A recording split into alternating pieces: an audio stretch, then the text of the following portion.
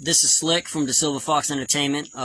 Take a minute out of you guys' busy day and read to you an excerpt from Life in the Blues. Check it out. It says, Introduction, early September 2006.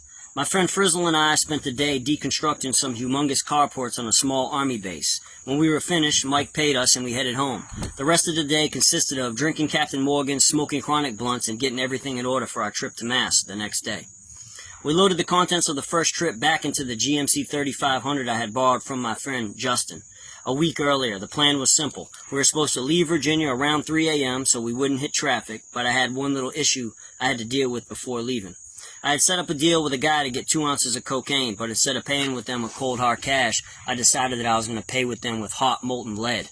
This guy not only ripped off my parents, but he also abused his 2 sons and sold drugs to kids. My mind was set. I had a plan. I said goodbye to my sister Allie, my friend Frizzle, and his girl Jen, loaded up the 4.4 Magnum Ruger Super Hawk, hopped into GMC with one thing on my mind: murder.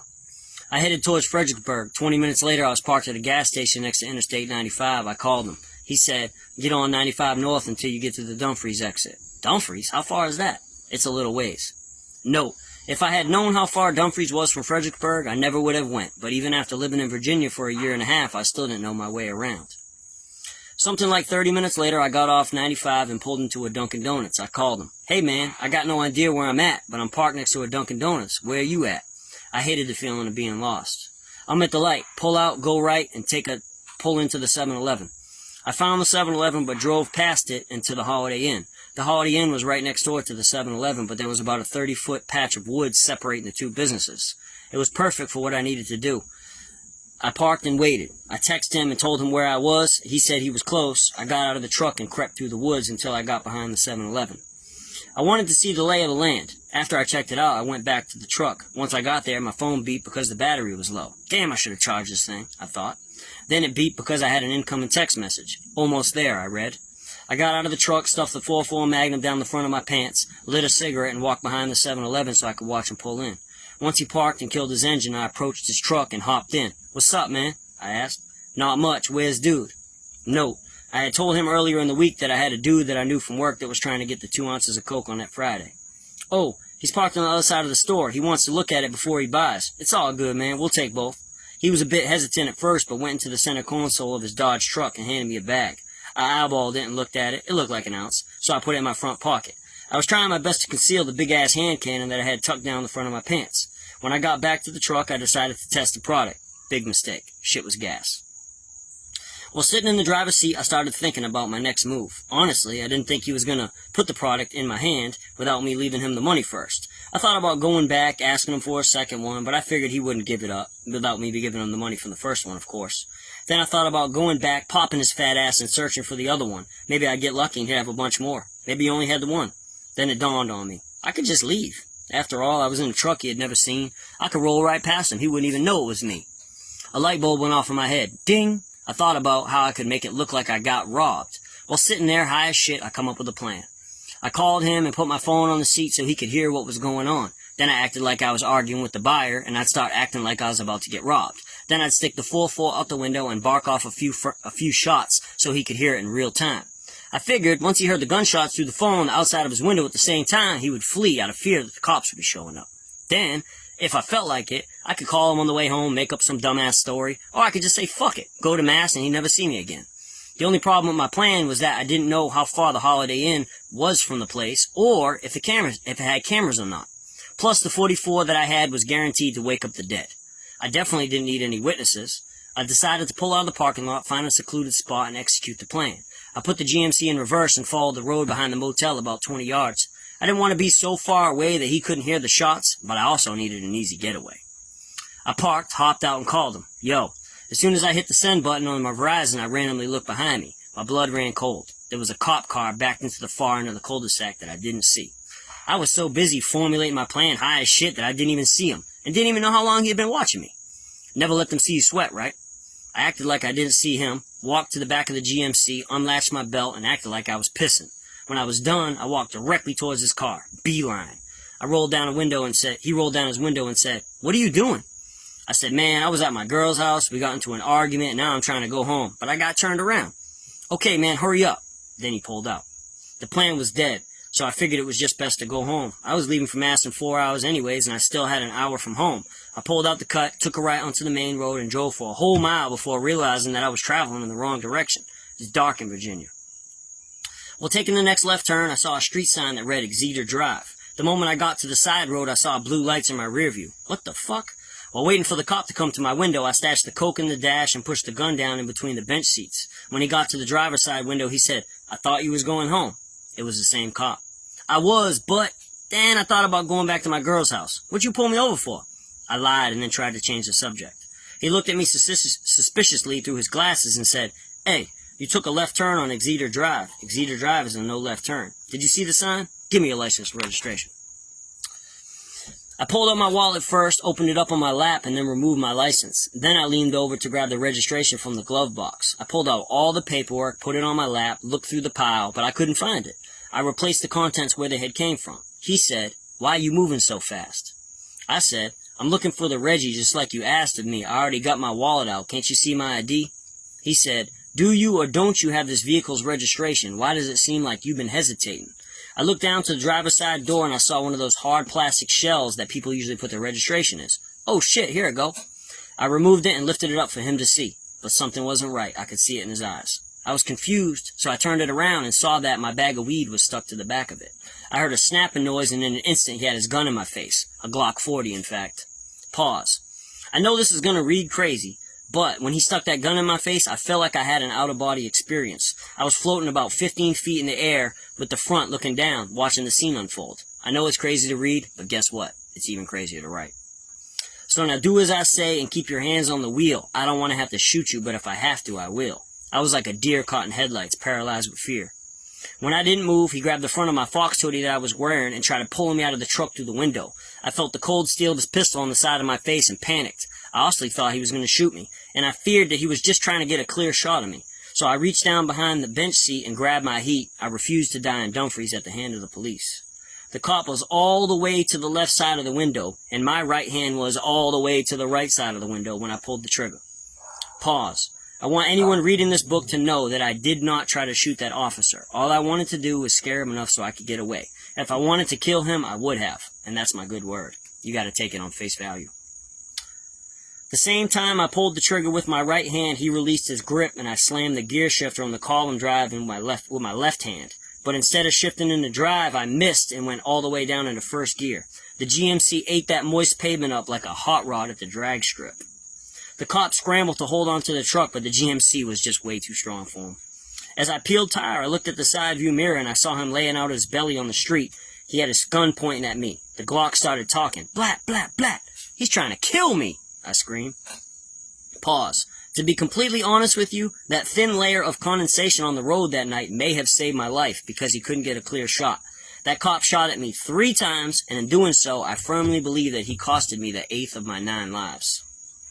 I smashed the gas pedal to the floorboard, and that big-ass motor screamed until I hit the rev limiter. I dropped the hot pistol on the rug and shifted the truck into drive. It was when the gearbox synchronized and fully started ripping sideways that I actually started laughing out loud. I had no idea that that truck had that much horsepower. Pause. I know what it is, but it doesn't matter if you're on foot, riding, or a motorcycle, or driving a car. Running from the police is fun. The only way that you can possibly relate to what I just said is if you've ever done it and not got caught. No, do not try this at home.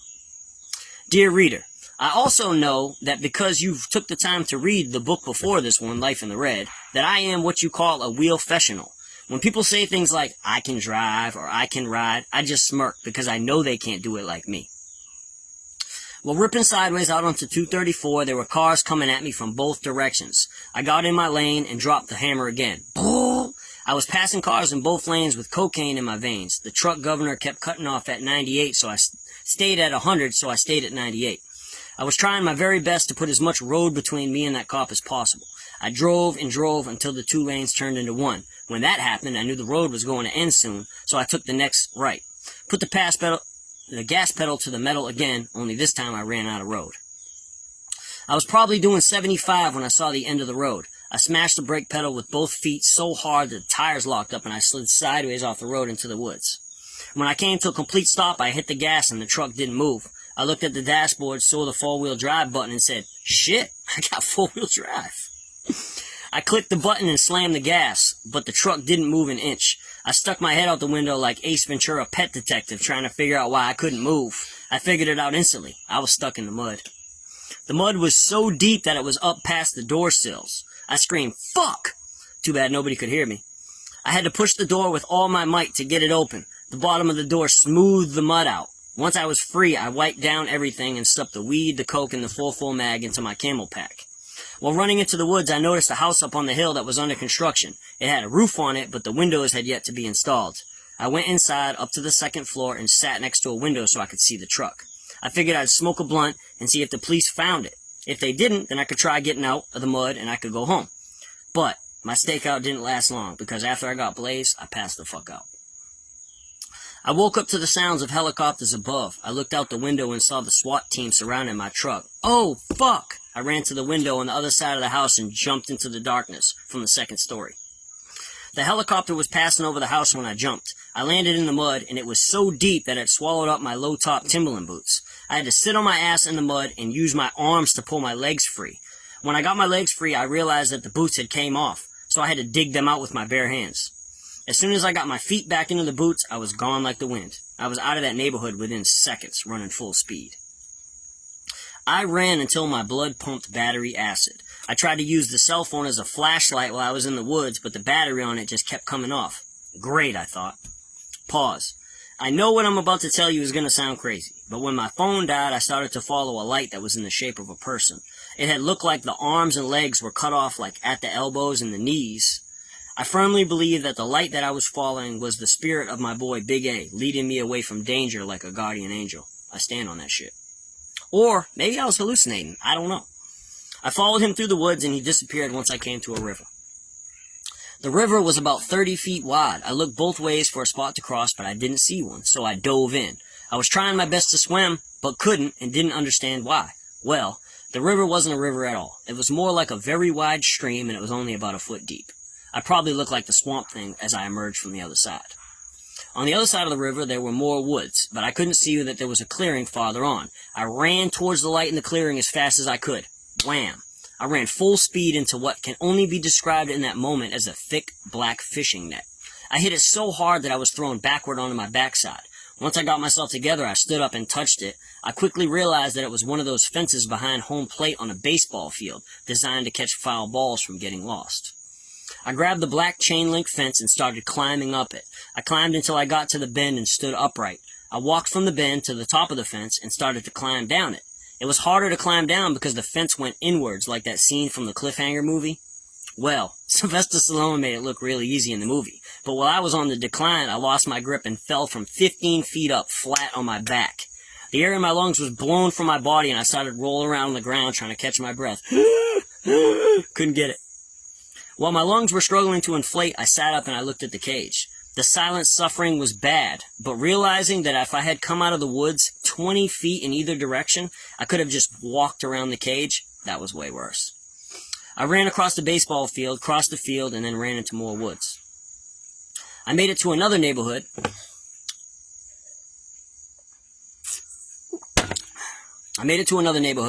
But this time I decided to hide out. I found a big shed in someone's backyard. I walked behind it and I squirmed up under it, army man style.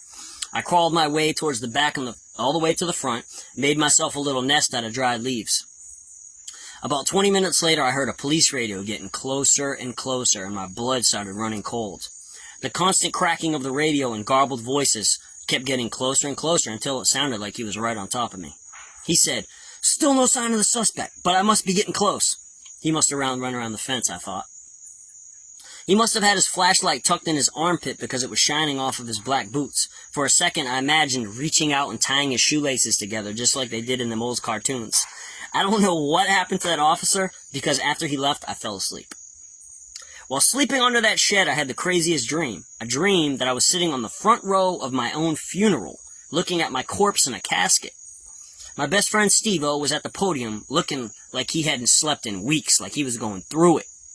He said, "Richard Da Silva, He was better known as Slick, Slitchard, or Richie D. He spent his days building houses and the nights hustling. He was a survivalist who never let physical limitations hold him back from anything. He was a rock. He held his family together but never got a chance to raise one of his own. He loved many women in his life but never knew what true love was. He always made people laugh. He tried not to hurt people's feelings even at the expense of his own. He never started fights, but he never ran from one either. He hated stereotypes and oppression. He loved speed, loved to ride, and lived for the adrenaline rush. He was a teacher, an innovator, and a creator who always left things better than when he had found them. He was a thinker also, who, if given enough time, could troubleshoot most problems. He was a talker who liked to speak his mind even when other people didn't want to listen to what he had to say. He loved the thrill of the hunt, loved to fish, and even if all he ever caught was a good buzz. He loved animals, especially dogs and snakes. He was the glue of his crew. He smoked good bud and drank good booze. He loved music, poetry, movies, food, and most of all, his country.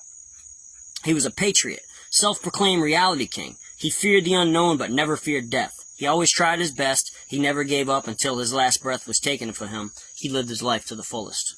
Seems like a lot, but it's fucked up.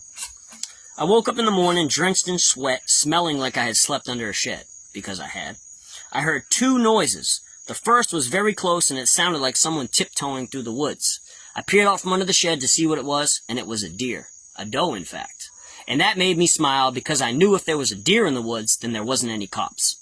The second noise was the hum of 18-wheelers driving by in the distance. I figured that was also a good thing because maybe I was close to Interstate 95. I climbed out from under the shed and slowly made my way towards the sound. While walking through people's backyards, I noticed a little Ford Ranger parked in someone's driveway. For a second, I contemplated stealing it. But when I tried the door handle, it was locked. I also thought about stowing away... What the fuck? Stowing away, Hey, calm down. What the fuck? That dog went down fast. I also thought about stowing away like Rogue did in the back of Wolverine's trailer in the first X-Men movie. But I decided against it because the way my luck of the Irish was running. Then I thought, what if this guy works at the police station? I stuck to my first plan and I ended up at the back of the Citgo station. After peeling off my disgusting hoodie, I stuffed it in my camel pack and stashed it in a stack of old tires. Then I walked into the gas station. I grabbed 2 coffee cakes and an orange juice. When I got to the counter I said, "Do you got the number to a cab?" The cashier gave me my change. I walked to his office and he returned with an old phone book. While the cashier looked through his book, I heard a radio behind me and 2 voices. So I turned around. It was 2 cops and they were looking directly at me. I gave them the what's up heads nod. Never let them see you sweat, right? "Here's the number to the payphone. It's right outside." I smiled and said bye. The payphone ate my quarters twice, so I waited until the cops left and went back into the store. I told the cashier what happened and he handed me a cordless phone. I think it was just a scheme to get quarters. I think he don't even know if it worked or not. I dialed the phone number he gave me and when I picked up I said, "Hello, I need a cab." "What's the address?" the lady asked. And that question really messed me up because I had no earthly idea where I was. But I tried to play it cool by looking at the clerk and asking him for the address. He told me, I told her, then I left. I walked to the back of the gas station to eat, get my stuff, and wait for the cab. The cab showed up about 20 minutes later. After he fueled up, I was on my way home. I lit a Marlboro Red cigarette and prayed that Justin didn't tell the cops who I was. We got off of 95 South and took the Fredericksburg exit. I had to guide the driver to Brittany's apartment, my girlfriend at the time, complex because I couldn't remember the name of it. I got out and pounded on the glass trying to get someone's attention, but no one answered. I was hoping to find a spot to lay low for a while. I got back to the cab and said, "Take me to Lake of the Woods." Route 3 is pretty much a straight shot in Virginia, but we got to my neighborhood. I told the cab driver I need to hit the ATM across the street from my bank. I didn't even need money. I had a whole pocket full, but I wanted to see if the coast was clear. There was nothing to make me believe that there were any cops hanging out waiting for me to show up. I mean, I know what cop cars look like. So I told him to pull into my neighborhood. While pulling into Lake of the Woods, I told the cab driver to tell the guy in the security shack, 301 Constitution. That's my address. And when they lifted the gate, turn right. He relayed the message and the security guard lifted the gate. All of a sudden, I heard car tires screeching from behind me, being locked up. And when I looked over my shoulder, I said 2 black SUVs and a black Camaro. I'll never forget it. The cops got out of their vehicles and trained their guns on me. When I looked down at my chest, it looked like I had a swarm of red beans on it. Other cop cars up in front of the cab aimed their guns at me while taking covers behind their cars. "Freeze!" Pause. I know you're probably wondering how the cops knew it was me. Lord knows I was trying to figure it out. Well, the GMC truck that I was driving had belonged to my buddy Justin. After the police got his truck, they ran the plates and sent the Massachusetts State Police to his house. They pulled Justin out of his bed by his hair, told him that the truck that he had been involved in with a shootout with the police, and asked him where the truck was. Not only did he tell them that he let me borrow the truck, but he also went on to say, Slick's phone doesn't get good reception, so the only way to get him is to call his mother's house, pretend you're one of his boys, say you're on 95 South on your way to Virginia, and ask for directions to his house. I have in my possession the transcripts to substantiate my claims. I am not making this shit up. This is some movie shit. A detective called my mom, pretended to be one of my boys, with a Boston accent, and unknowingly she gave them directions to my house. This happened all the time. You call my mom, she gonna give you directions. Especially you sound like you're one of my homeboys. Like, what the fuck? So, the cops told the guy in the security shack to alert them whenever someone arrived entering using my address. The trap was set, and I fell right into it. United States Marshals, get out of the fucking car! I was stuck in time. There was a moment where I thought about screaming, fuck it, pulling that 4-4 and having a shootout with them. You know, go out like Jeremy Renner did in the movie The Town, my homeboy. That would have been befitting for a Bostonian like me. I was absolutely outmanned and absolutely outgunned. I knew what they really wanted from me was so I could resist, so that way they could kill me. Why had I survived everything that I had been through, only to have it end here and now? Am I willing to gamble with my 9th life? I don't know. If I surrender, I know where I'm going. I'm going to prison, and probably for a long time. Was I willing to live out the rest of my days in a cage, or should I go out in a blaze? Get out of the fucking car. Let me see your hands. I'll never forget it. It's in here forever. With sweat on my forehead, a tightness in my chest, and tears in my eyes, I reached for the door handle, but my right hand wasn't empty. The end. How you like that? You ready to buy a copy?